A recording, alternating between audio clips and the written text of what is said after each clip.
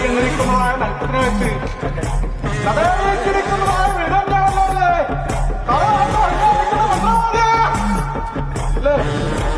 ഇന്നത്തെ ദിവസം മുഖീതമായിട്ട്